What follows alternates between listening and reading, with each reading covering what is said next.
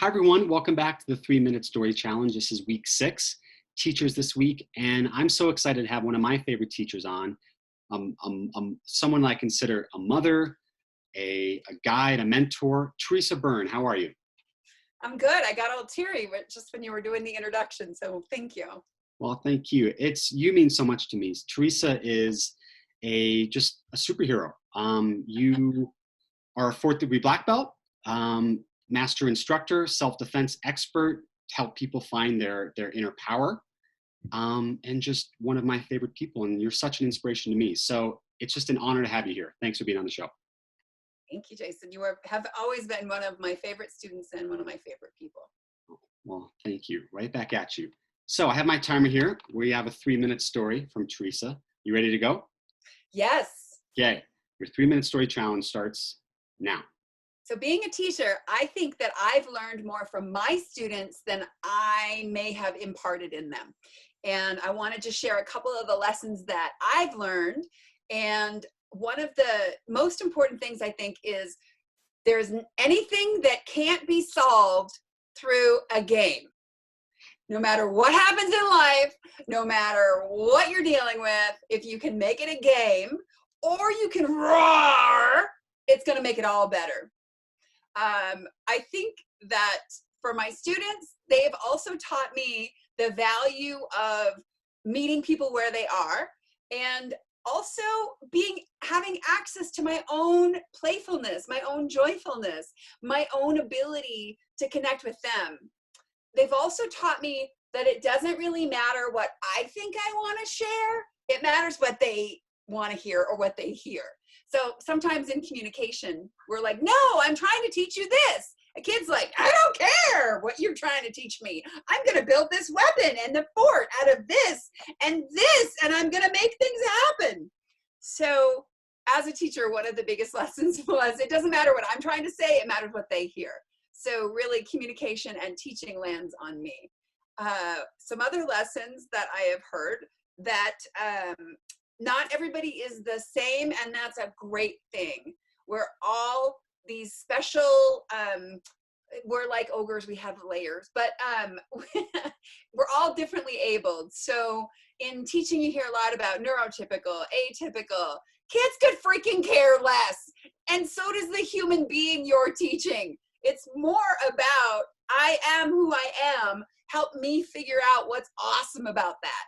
And being able to approach teaching from that perspective has always helped me personally see the beautiful shining light inside every child.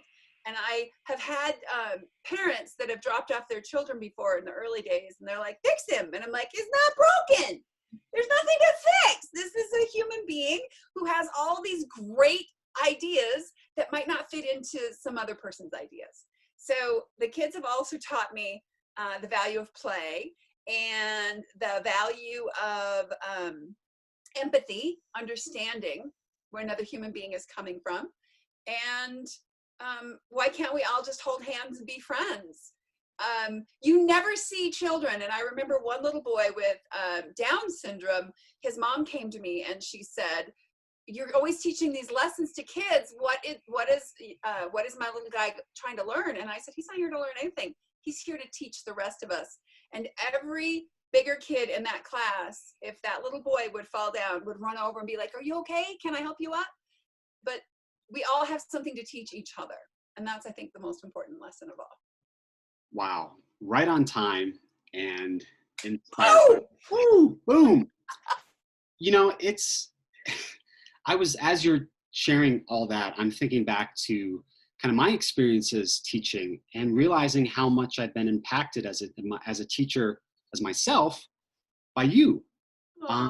In all the martial arts and teaching the little ninjas, we call it, ages 4 to 7, I learned how to teach those guys from you. And I think one thing that's really apparent to me, that's always been apparent to me, and I see it now and I feel it now, is the joy that you have for that. And you know, I think joy is our most powerful weapon. I think it's our baseline. And to see you embody that so much, and you've always taught me to find the joy not only in life, but in teaching. So it's just inspiring. Thank you for sharing all that. You're welcome. Well, nobody likes to be talked at or told what.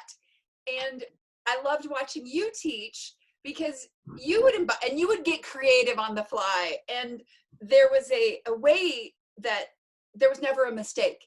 Like, especially when you're teaching that age, having somebody allow you to get creative, you got so creative and so fun. And you let your own inner superhero out so that other kids could let their superheroes out.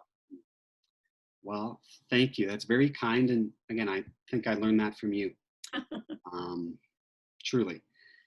Whew, it's time for your shameless plug. What do you got for us? I want to tell you about a brand new tech app on your phone. It's called eBodyguard. You can get it on iPhone. You can get it for Google. And it is pretty much the coolest app I've ever seen. It is a way to stay safe no matter where you are. It finds you, it's not like it tracks you, but it finds you using GPS. You just use a safe word, the phrase eBodyguard now. And I got to tell you, download it. If you love somebody, find the app, dun, dun, dun, eBodyguard, and make sure that they're safe, that they've got a bodyguard who's got their back, no matter where they are. It's great. That is, I mean, I've known about that for a while, and the work that you guys are doing with that, I think, is really important. So I agree. I have the app, and it's really important. So thank you. You're welcome. That's our show, everybody. So Theresa, you are just an inspiration and such a light, and I'm so glad I got to connect with you. And it's funny, I was thinking about, I wanted to say how long that we've known each other, and then I realized that I don't really have a memory of not knowing you, because I think we met when I was just a tiny tyke. You were a child. You were little. I don't know how old you were either. Yeah. So you've been such a pillar for me in my life in so many ways, and I love you big, and thank you for doing what you do and for being such a joyful light. Right back at you. Thank you. Well, I'll see you soon when this is all over, and wish you all the best, and I'll talk to you soon. Bye.